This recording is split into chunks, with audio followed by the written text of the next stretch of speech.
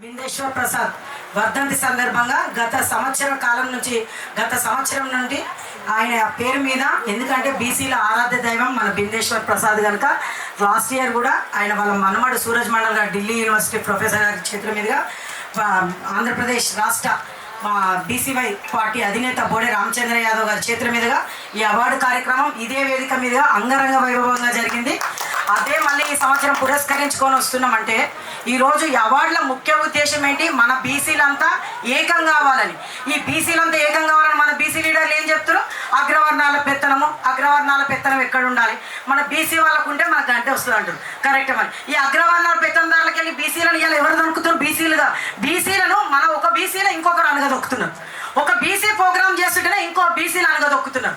గత ఫిబ్రవరి 22న ఆంధ్రప్రదేశ్ సింహగర్జనలో బోడే రామచంద్ర యాదవ్ గారు నేను ఏదైతే ఉన్నదో గతంలో ఉమ్మడి మన వైఎస్ఆర్ జగన్మోహన్ రెడ్డి ముఖ్యమంత్రిగా ఉన్నప్పుడు బీసీల ప్రతిపక్షంలో ఉన్న చంద్రబాబు నాయుడు 4 ప్రశ్నలు అడిగితే బీసీల కోసం దానికి ఒక్కటి జోడించి బీసీ సింహగర్జన ఫిబ్రవరి 22న మంగళగిరిలో ఈ రోజు కనుక ఈ 5 దీక్షలతో ఈ ప్రభుత్వమైన మేము న్యాయపరమైన కోరికలు మీరు అధికారంలో లేనప్పుడు అడిగిన ప్రశ్నలకు మాత్రమే మేము ఈరోజు అడుగుతున్నాము. ఇవి కనుక రాకుంటే ఏప్రిల్ 11వ తారీఖు నాడు మహాత్మా జ్యోతిరావు పూలే అందరికీ జాతిపితను కూడా మనం అందరం ఈ రోజు ఉన్నామంటేనే ఆయన గురువు అంబేద్కర్కి రాజ్యాంగం రాసిన అంబేద్కర్ని ఎంత కొలుస్తామో ఆయనకు గురువే మన మహాత్మా జ్యోతిరావు పూలే వారి జయంతి రోజు మాత్రమే నేను ఆమరణ నిరాహార దీక్ష కూడా పూనుకుంటానని ఆ రోజే చెప్పడం జరిగింది. ఈ రోజు కాదు, ఇది కాదు.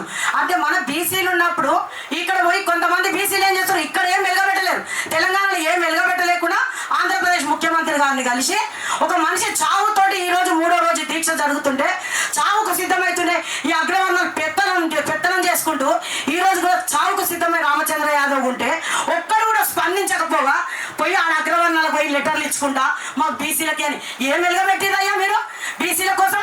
అగ్రవర్ణం పెత్తలు 24 గంటలు ఎప్పుడు చూసినా అగ్రవర్ణం కోసం. అసలు మనం ఏం చేసినాం? ఈ రోజు తమ్ముడు నెల రోజులు నాకు ఫీవర్ వచ్చి రాకుండా కూడా నేను ఫీవర్ తోటి అన్నం కూడా తినకుండా 2 రోజుల సంది ఈ ప్రోగ్రామ్కి రావాలని నేను రావడం జరిగింది.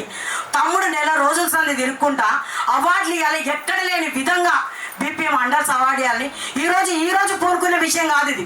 గత సంవత్సరం కూడా ఇదే వేదిక కదా, ఇదే హాల్లో ఈ ప్రోగ్రామ్ ఇచ్చారు, చాలా మంది రావడం జరిగింది. అయినా సరే ఈరోజు ఎందుకు అందరూ మళ్ళీ వేరే ప్రోగ్రాంలు పెట్టుకురు అంటే ఎవరిని మనలో మనకు మీరు అనుకుంటారు వచ్చి ఈ రోజు తాత్కాలికంగా గెలుపు మాదవుతుందని. కానీ ఒక్కటి గుర్తుపెట్టుకోండి, మనల్ని అనగదొక్కడంలా మనం ఎంత ఫెయిల్యూర్ అవుతున్నాం, మనలో చైతన్యం లేక మన అధికారాన్ని మనమే తాళ రాసుకుంటాం అన్న సంగతి బీసీలు గుర్తుంచుకోవాలి. ఇకనైనా మేలుకొని మనం యూనిటీ ఉంటేనే రేపు రాబోయే రోజులల్లో 60 స్థానాలు పెరిగి 170 స్థానాలు తెలంగాణలో ఉన్నాయి, 60 స్థానాలు మహిళలకు ఉన్నాయి.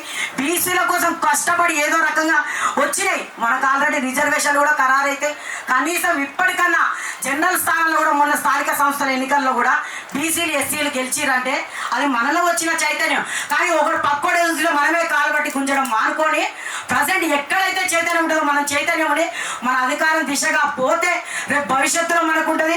చెప్పుకోవడానికి ఈ హాలు సరిపోతేమో, లాస్ట్ ఇయర్ ఈ హాలు కూడా సరిపోలేదు. అయినా సరే అక్క ఈసారి రామచంద్ర యాదవ్ రాలేదు, ఢిల్లీ ప్రొఫెసర్ సూరజ్ మండల్ గారు కూడా అక్కడే ఉన్నారు. ఇబ్బందిగా ఉంది పాపం, ఆయన దీక్ష చేస్తున్నంత ఏదో ఆపకుండా దీన్ని కంటిన్యూ చేయాలనే ఉద్దేశంతో తమ్ముడు చెయ్యి, నేను కూడా ఫీవర్ ఉంది అయినా సరే వస్తాను, కంపల్సరీ వద్దాం అందరం. కానీ మనకు చేతనైనంత వరకు మనం తట్టి లేపుతున్నాం. దాదాపు 10 సంవత్సరాల నుంచి మేము చేస్తూనే ఉన్నాం, కులానికి చేస్తున్నాం. కులం అయితే లేదు కదా అని చెప్పి బహుజన రాజ్యాధికార సాధన సమితి పెట్టి కులంలో ఉన్నప్పుడే యాదవ రాజ్యాధికారంలో అన్ని కులాల వాళ్ళని పిలిచి అవార్డులు ఇచ్చింది లాస్ట్ ఇయర్. ఇదైతే బాగుండదు, ఓన్లీ కులానికే పరిమితం అవుతుంది మనం యాదవ రాజ్యాధికార సాధన సమితి అయితే అని బహుజనుల రాజ్యాధికార సాధన సమితి అని కార్యక్రమం పెట్టి ఒక మహత్తర కార్యక్రమానికి తమ్ముడు శ్రీకారం చుడితే మన వాళ్ళే మనకు కాలు గుంజుతున్నారు.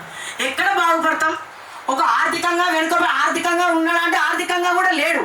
ఎందుకు? తను ఒక్కడి బస్సులో వచ్చి సూర్యాపేట నుంచి లెటర్ ఇవ్వాలంటే ఫామ్ ఇవ్వాలంటే విజయవాడ, సూర్యాపేట నుంచి హైదరాబాద్, సూర్యాపేట నుంచి ప్రతిరోజు మార్నింగ్ 10 ఎమ్మెల్యే అవుతాడా? ఆయన మన కోసం మనలో చైతన్యం రావడానికి చేస్తాడు. అదన్నా కొంచెం గమనించుకొని ఏదైతే ఉన్నదో 24 గంటల అగ్రవర్ణాలు అంటారు కదా, ఫస్ట్ మనలో యూనిటీ రావాలి. మనమందరం ఒక్కటై రేపు ఏదైనా చేస్తే ఏదైనా అవకాశం రావాలంటే రాజ్యాధికారం రావాలని కోరుకుంటున్నా. ఈ అవకాశం ఇచ్చిన నాకు ధన్యవాదాలు. Thank you so much.